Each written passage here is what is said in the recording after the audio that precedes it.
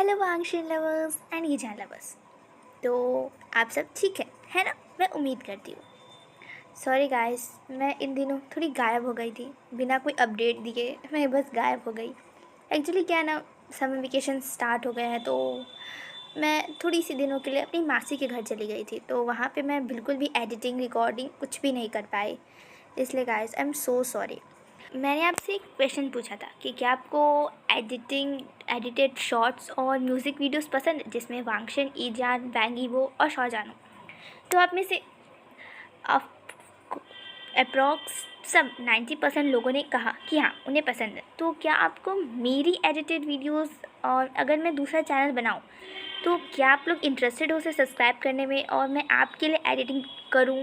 क्योंकि पार्ट 3 में जब मैंने वैंग ईवो पर एक छोटी सी एडिट बनाई थी तो आपको बहुत वो पसंद आई थी, तो मैंने सोचा कि मैं अपनी छुट्टियों का थोड़ा इस्तेमाल ही कर लूँ। हाँ, मैंने कहा था कि मैं वैटपैड पे स्टोरीज अपलोड करूँगी, पर सच बताओ गाइस, वो काम बहुत बोरिंग है। मुझे बहुत सारा शब्द लिखना होगा। अप्रॉक्स अगर मैं हर रोज़ 1000 वर्ड्स भी लिखूँ ना तो भी ये मरमैन का FF ही लिखने में मुझे 2-3 महीने का टाइम चाहिए होगा। तो मैं फ़िलहाल इतनी खाली तो नहीं हूँ, पर हाँ मैं आप सब के लिए एडिटेड वीडियोस शॉर्ट्स तो बना सकती हूँ। इसलिए मैंने अपना सेकंड चैनल बनाया है, माई यूनिवर्स वांगशन एंड ईजान इस नाम से, और चैनल का लिंक मैं डिस्क्रिप्शन बॉक्स में दे दी हूँ। आप इंटरेस्टेड हो वांगशन शॉर्ट्स म्यूज़िक वीडियोस देखने में तो आप उसे चैनल को सब्सक्राइब कर सकते हो। और हाँ, मेरे इस चैनल को भी सब्सक्राइब कर दीजिए, मेरी वीडियोस को लाइक कर दीजिए। तो चलिए आज का ये पार्ट स्टार्ट करते हैं। हमारे होस्ट यूविन स्टेज पे आए और उन्होंने कहा, तो मेरी प्यारी ऑडियंस, लेडीज़, जेंटलमैन और जजेस, तो चलिए अब हम अपने नेक्स्ट कंटेस्टेंट की तरफ चलते हैं। तो please welcome mister shoe Yang, the adoptive son of Wang family. तब शू स्टेज पे आया और उसने सबको स्माइल से ग्रीट किया। उसने सबको ग्रीट करने के बाद वो स्टेज की बैक साइड चला गया रेडी होने के लिए, और जैसे ही वो आया सारी लाइट्स का फोकस उस पर किया। उसने एक एंशिएंट चाइनीज़ कल्चरल ट्रेडिशन के हिसाब से एक हार्मफुल पहना था जो कुछ डार्क कलर्स में था, ग्रे, ब्लैक और उसी का मिक्सचर था। उसके हाथ में एक स्वॉर्ड थी। सबको लगा कि वो स्वॉर्ड फाइट करने वाला है, शॉ लैंग की तरह वो भी अपनी स्वॉर्ड स्किल्स दिखाएगा, पर ऐसा नहीं था। जैसे ही उसने शू यांग ने अपना एक्ट स्टार्ट किया, वो एक्टिंग कर रहा था। उसने एक बहुत ही बड़े डेविल पर्सन का रोल प्ले किया था, जिसकी वजह से चाइनीज़ हिस्ट्री में बहुत युद्ध लड़े गए थे। उसने उस एक्ट को, उस पर्सन के रोल को इतनी ब्यूटीफुली एक्सप्रेस कर रहा था, उसकी हर पेन को, उसकी फीलिंग्स को, उसकी इविलनेस को, उस पर्सन की क्रूअलनेस को, उसकी हर एक फीलिंग को वो बहुत सुंदर डिपिक्ट कर रहा था। वो उस रोल में मानो घुस गया था। वो रोल बहुत ही ब्यूटीफुली उसने एक्सप्रेस किया, बहुत ही ग्रेसफुली। और जब उसने उस रोल को कंप्लीट किया, तब जब उसने एक स्माइल किया तो पूरी ऑडियंस शांत हो गई, सब डर गए थे। उसने उस रोल को इतनी ज़्यादा रियलिटी की तरह दिखाया था कि पूरी ऑडियंस काँप गई थी। सभी वेंचिंग तो डर के मारे वेंडिंग के पीछे ही छुप गए। सारी ऑडियंस, दोनों ही जजेस भी डर गए थे, और जब उन्होंने ईवो की तरफ देखा वो तो डर से उसकी आंखों से आंसू ही आने लगा। शॉ सिंचन ने तुरंत उसे नोटिस किया और भाग के हमारे प्यारे से ईवो के पास गया। उसने उसे बड़ा सा हग किया, उसे शांत किया और कहा, ईवो शांत हो जाओ, my little baby, my little cute little kid, शांत हो जाओ, ऐसा कुछ भी नहीं हुआ है, शांत हो जाओ। शॉ सिंचन ने उसे शांत किया और हमारे प्यारों से ईवो ने अपने दोनों गालों को फुला लिया और एंग्रीली गुस्सा दिखाते हुए कहा, शू यांग से कहा, बिग ब्रदर, ये आपने क्या किया? आपने अपने लिटिल से क्यूट से किटन को डरा दिया। मैं आपसे बात नहीं करूँगा, बिल्कुल भी नहीं।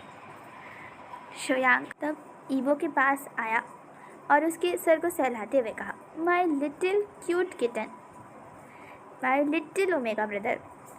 तुम तो डर गए मेरी परफॉर्मेंस से। क्या तुम्हें इतना परफॉर्मेंस मेरा अच्छा लगा? तब ईवो ने पाउट कर लिया और कहा, अच्छा नहीं लगा, मैं डर गया।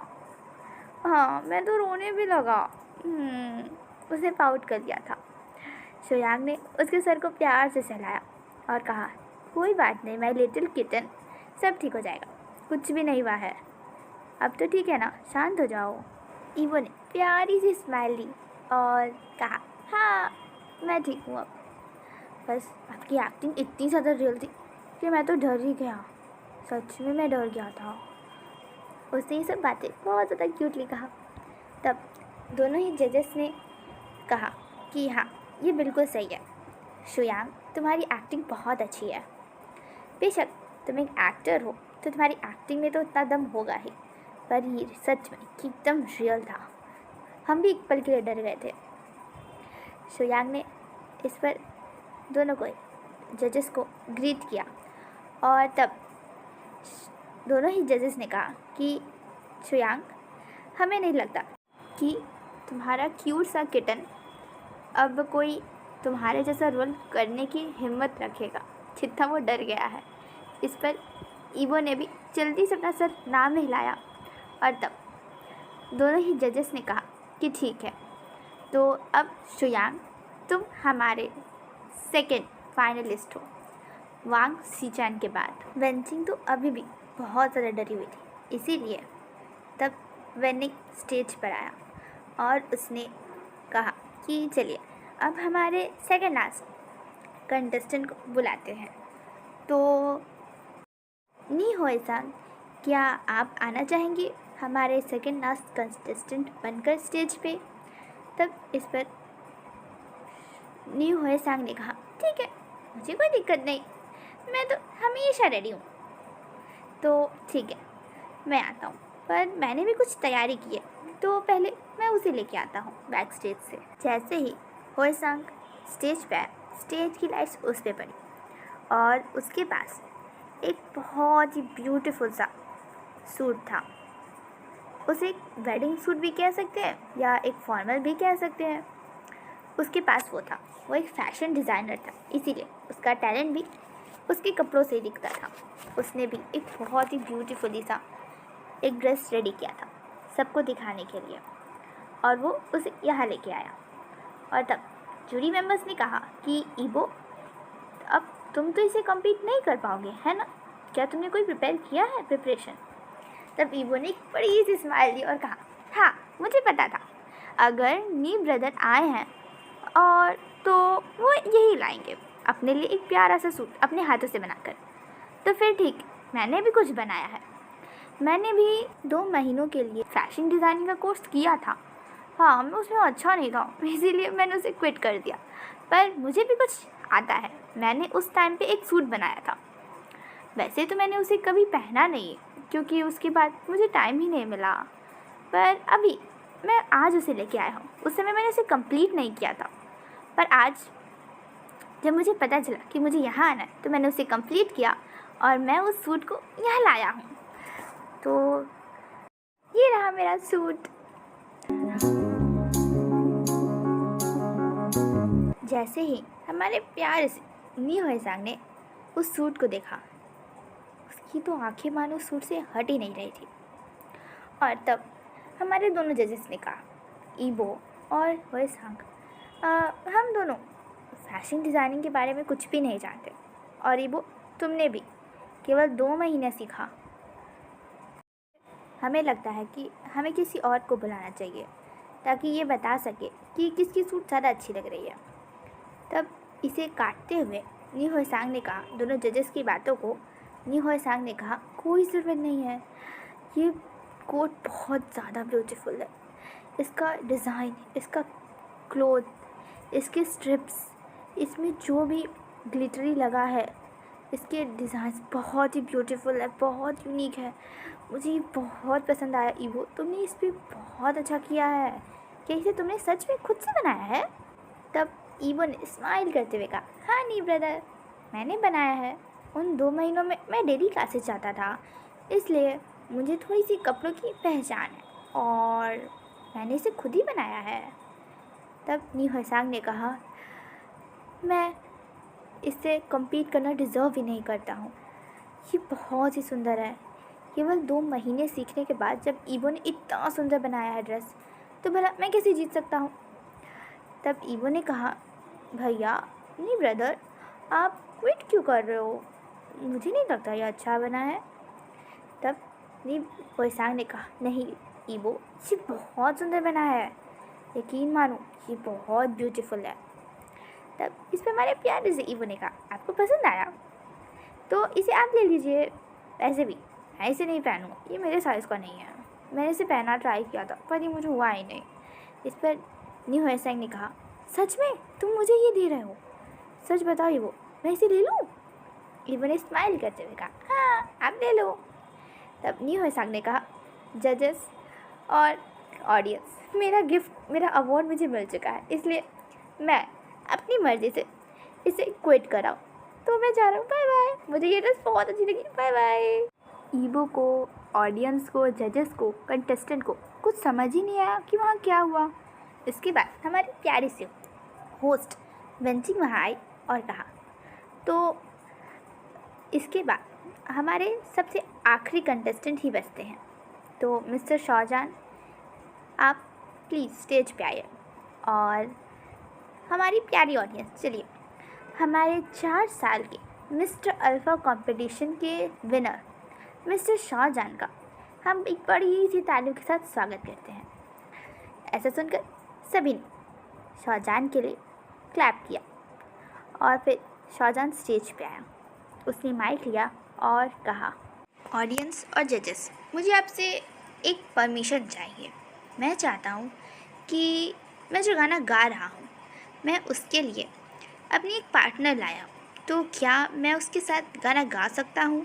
हाँ, वो कंपटीशन में नहीं है, वो केवल मेरे साथ कुछ लाइन्स मेरी सिंग करेगी सपोर्टिंग के लिए, मुझे सपोर्ट करने के लिए। तो क्या मैं उसके साथ गा सकता हूँ? शाहजहां ने सारी ही ऑडियंस की तरफ देखा और उसके बाद तीनों ही जजेस के पास। ऑडियंस ने तो कुछ नहीं कहा, उन्होंने परमिशन दे दी हाँ हाँ कह के, और दोनों ही लेडीज़ ने भी परमिशन दे दी। और शाहजहान ईवो की परमिशन के लिए रुका तक नहीं, उसने कहा ठीक है। हमारे प्यारे से ईवो ने कुछ भी नहीं कहा, भला वो क्या कह सकता था। और उसके हाथ में जो फ़ैन था जिसके साथ वो खेल रहा था, वापस उसके साथ कंटिन्यू वो खेलने लगा। उसने भी शाहजहान की तरफ बिल्कुल भी ध्यान नहीं दिया, इग्नोर करने लगा उसे। शाहजहान ने इस चीज़ को नोटिस किया, पर बिना कुछ कहे उसने अपना माइक उठाया और कहा, मैम्या अंदर आ जाओ। हमारी प्यारी सी ऑडियंस से, जजेस से और होस्ट से एक बार तो मिल तो लो, उसके बाद हम अपना परफॉर्मेंस कंटिन्यू करेंगे। ना कहने के बाद शाहजहां ने माइक रखा और ख़ुद मैम्या की हेल्प करने अंदर गया। मैम्या अंदर आई। वो एक बहुत ही ब्यूटीफुल से रेड गाउन में थी, बहुत ही ब्यूटीफुल। उसके long hairs, black shiny hairs, red beautiful gown, उसके लिप्स बहुत ब्यूटीफुल, उसका मेकअप बहुत ब्यूटीफुल था। वो भी एक ब्यूटीफुल सी ओमेगा थी। उसके आते ही पूरे ही हॉल में, कॉन्सर्ट हॉल में उसकी ब्यूटीफुल ओमेगा सेंट स्प्रेड हो गई थी। उसकी सेंट बहुत ही ज़्यादा ब्यूटीफुल थी और स्वीट थी स्मेल करने में। और जब हमारी मैम्या की ओमेगा सेंट हमारे प्यारे से क्यूट से ईवो के पास गई, तब उसने फील किया और उसने जब अपना सर उठा के देखा, क्योंकि वो अपने फ़ैन से खेलने में थोड़ा बिजी था इसलिए उसने ध्यान नहीं दिया। तब उसने देखा कि मैम्या शाहजहान के पास एकदम पास खड़ी है और उसका हाथ शाहजहान के हाथों में है। पता नहीं क्यों, पर ईवो को इसे देखकर अच्छा नहीं लगा। उसने क्यूट सा पाउट कर लिया पर कुछ भी नहीं कहा। मैम्या ने आया, सभी गेस्ट को हेलो किया, सारे ऑडियंस को हेलो किया, जूरी मेंबर्स को हेलो किया ईबो को भी हेल्प किया। बेशक ईबो ने उसमें पाउट किया था और उसने मैम्या के कोई भी रिप्लाई नहीं दिया क्योंकि उसका ध्यान मैम्या की बातों पे था ही नहीं। तब शौजान ने चिल्ला के कहा, मिस्टर वैंग ईबो, क्या आप प्लीज़ मेरे गेस्ट को हेल्प कर सकते हैं, उसका रिप्लाई दे सकते हैं? आपकी पर्सनैलिटी काफ़ी रूड है मिस्टर वांग। इस पर ईबो अचानक से इतनी तेज़ आवाज़ की वजह से अपनी सपनों की दुनिया से बाहर आया। उसे बहुत बुरा लगा जब शौजान ने उससे इस तरीके से बात किया। उसने खड़े होकर सबके सामने मैम्या को ग्रीट किया और शौजान से माफ़ी भी मांगी और मैम्या से भी, और उसे ग्रीट ना करने के लिए। ईबो ने कहा कि उसका ध्यान नहीं था, इसलिए उसने मैम्या की आवाज़ नहीं सुनी। उसने पोलाइटली उसे सॉरी किया और वापस से अपनी चेयर पे बैठ गया।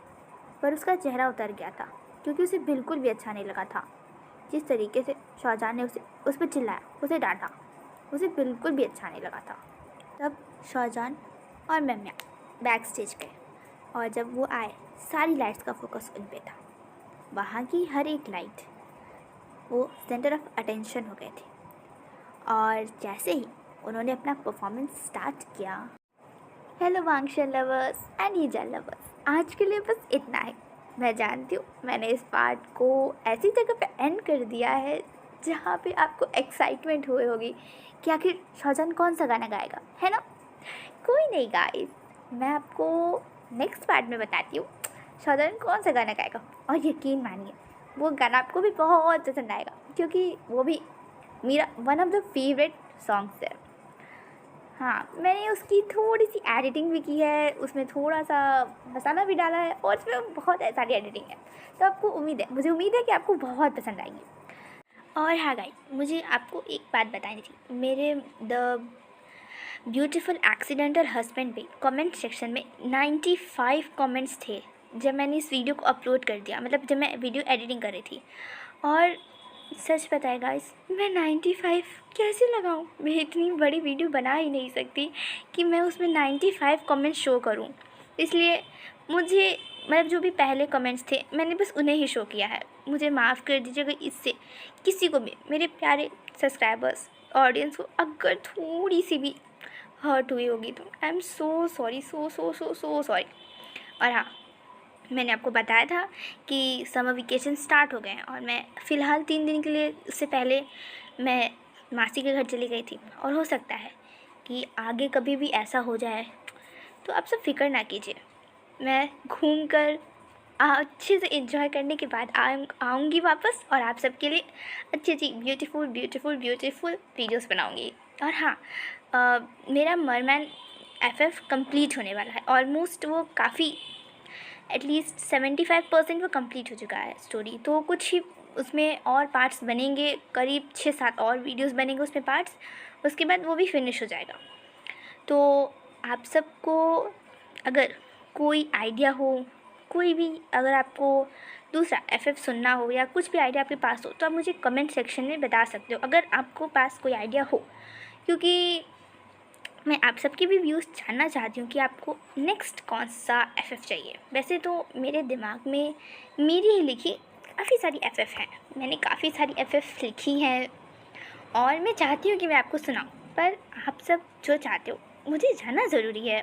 आप सब मेरी छोटी सी क्यूट सी फैमिली हो, इसलिए मैंने बहुत सारी बकवास कर ली है ना गाइस। तो चलिए, और हाँ, जो मैंने कहा था मैंने एक अपना सेकंड चैनल बनाया है, तो गाइस प्लीज़ चाहिए उसे भी जल्दी से सब्सक्राइब कर दीजिए। अगर आप सब एडिटेड वीडियो, शॉर्ट्स, वांगशन, ईजान, वैंग ईबो, शौजान, लान वांगजी, विवुशियान, आप इन सब में इंटरेस्टेड हो तो, वैसे आप सब वांगशन ईजान लवर्स हो तो ये जाहिर सी बात है कि आप सब इसमें भी इंटरेस्टेड होगे। तो अगर हो तो, और आपने मेरी पार्ट 3 की एडिटिंग तो देखी है ना, जिसको मैंने वैंग ईबो पे बनाया था, ईबो के डांस पर। तो उस चैनल पे मैं ऐसी ही छोटी वीडियोस क्यूट ब्यूटीफुल और हॉट सी अपलोड करूँगी। तो अगर आप इंटरेस्टेड हो उसे सुनने में तो आप डिस्क्रिप्शन बॉक्स में मैंने उस चैनल का लिंक दे दिया है, आप उसे जल्दी से सब्सक्राइब कर दीजिए। और हाँ, मेरे इस चैनल को भी इसे सब्सक्राइब करना मत भूल जाइएगा। तो जल्दी से जाइए मेरे चैनल को सब्सक्राइब कर दीजिए, मेरी सारी वीडियोस को लाइक कर दीजिए, अपने सारे वांगशन, ईजान और जितने भी सारे फ्रेंड्स हैं उसके साथ शेयर कर दीजिए। तो गाइस अब मैं जल्दी आपसे मिलूँगी नेक्स्ट पार्ट में। Take care of your self, be happy, always love Wangshan and Eijaan. Bye bye guys.